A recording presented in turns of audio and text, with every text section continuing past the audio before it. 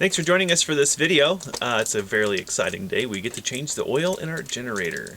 Yay, it's so much fun. Mechanicking, it's always a good thing to do. So we have our little Honda inverter generator, which is an EU3000i. It's the wheeled Handi model. It's super fun. It's been working really good for us.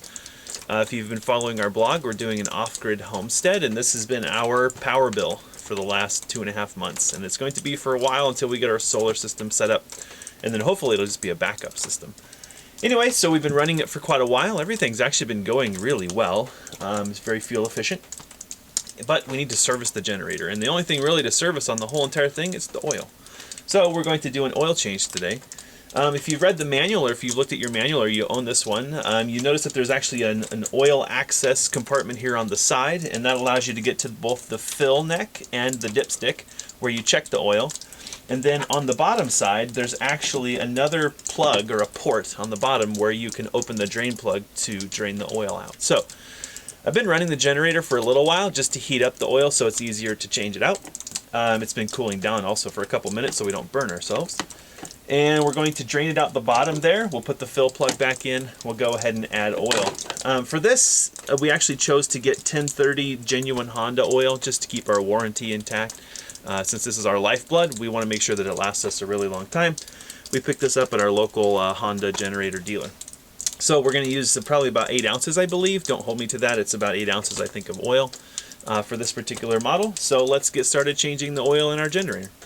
Okay, so the first thing that we did actually, as I mentioned earlier, was we ran the generator for just a little while. That heats the oil up and makes it a little easier to change. As you can tell, it's snowy outside, so if we just try to change cold oil, it'd be very difficult to change. But we didn't just turn it off and change the oil right away. We might end up burning ourselves. So we've let it cool down here for about 15 minutes or so, so everything should be nice and cool to the touch, except for hopefully the oil's still nice and fluid. So we're going to pull the drain plug, which is on the bottom side here. And to do that, we actually need a 10mm socket, and I find that having an extension is going to work the best. We want to make sure it's set to reverse. And forgive me, I'm not going to be able to get the camera underneath here, but there's a small drain plug right on the bottom of the oil compartment. So we're just going to loosen that, and assuming we're loosening it, very hard to see. There we go.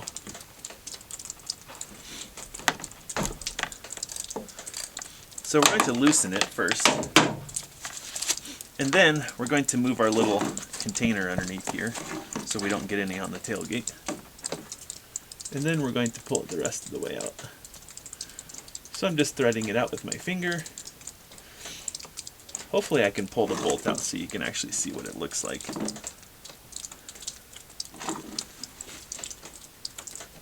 It's definitely a tight compartment down there, but it's big enough that you can get 2 fat fingers in there. Usually when you're changing oil like this, the drain plug just falls right into whatever you're catching the oil in, which is annoying, but no one's ever died from it, I don't think.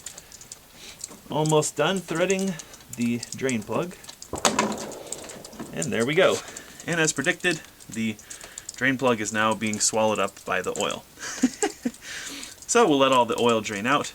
And we're almost done. So I'm actually going to revise my previous statement that we're going to put 8 ounces of oil in there. It looks to me like it's considerably more, maybe even as much as a pint or 16 ounces. So we'll take a look at that when we get a chance to fill it up here. I don't have the manual handy, so maybe in the comments below we can put the amount of oil that the generator actually takes. And if you're not sure, just check your manual. It'll tell you what you need to know. It's always a good idea to have some paper towels handy because I don't care what you're changing oil in, it's always messy. So it's good to have something you can just wipe your fingers off with. So before I go any farther, I actually need to pluck the drain plug out of there because it's sitting in this little pool of oil. And if I was more dexterous, I wouldn't have let it fall in there in the first place. I don't know if you're much of a fisherman if you're watching this video, but I have just gone drain plug fishing, and I caught one. Nice, good looking drain plug there. It's not a bad idea to kind of keep an eye on the oil too, to kind of see if you have any kind of metal shavings or anything in there. I mean, ideally with a brand new generator like this, we wouldn't have any of those problems, but you know what?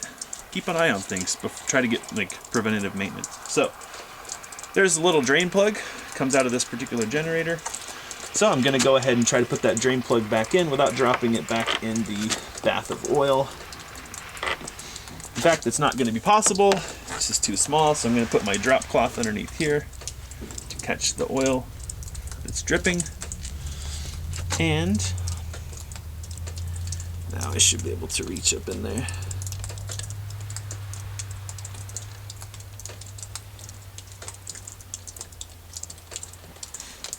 And I probably could have put that on the socket with the extension, made my life a little bit easier, but you know what? Why make things easy? Alright, so now we'll go ahead and tighten up our drain plug again. And a lot of times these drain plugs are not super tight, they're what I would call snug. So don't over tighten this, you don't want to risk stripping out the threads on it. Okay, and then we'll ratchet it tight. So I'm just going to go till it's snug and then just a tweak farther, just to make sure it's nice and firm in there. Very good. So let's work on adding oil now. Alright, so to fill the oil, we're going to gently pull on this cover, remove it, and we're going to open up the dipstick / fill hole. And ideally, we're going to get the dipstick about half full there. So I am very prepared here. The funnel that we have is in storage, and I want to get this job done because it's overdue. So we're going to go ahead and try the old get the oil in the small hole trick, which is always fun.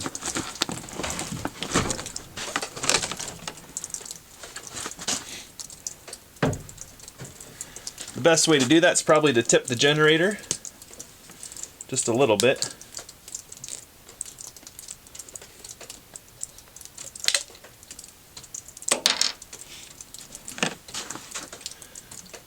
And if you look, the hole kind of has a little bit of a spout to it anyway.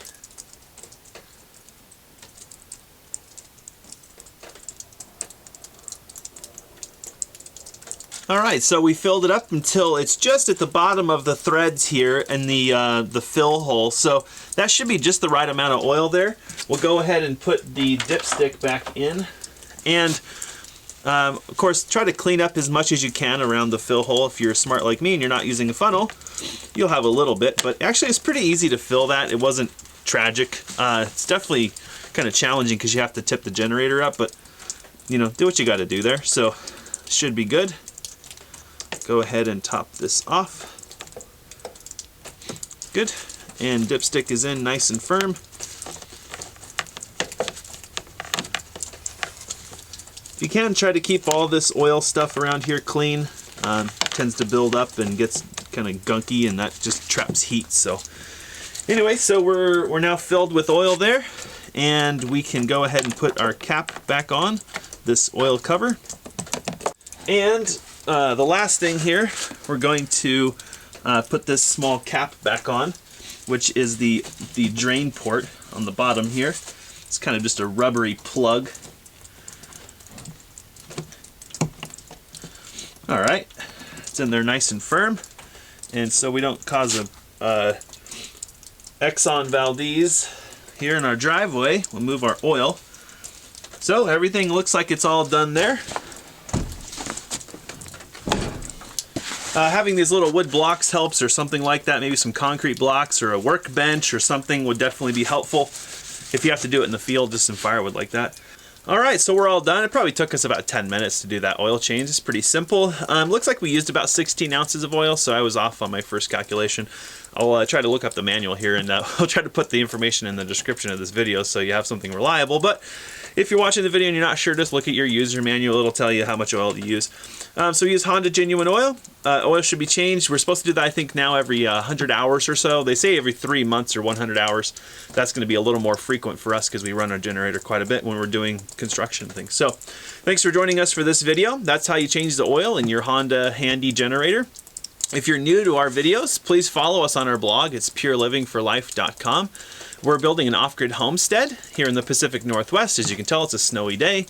And we're going to be doing some timber framing. We're also working on some solar projects, stuff like that. So if that's interesting to you, please subscribe to our YouTube channel.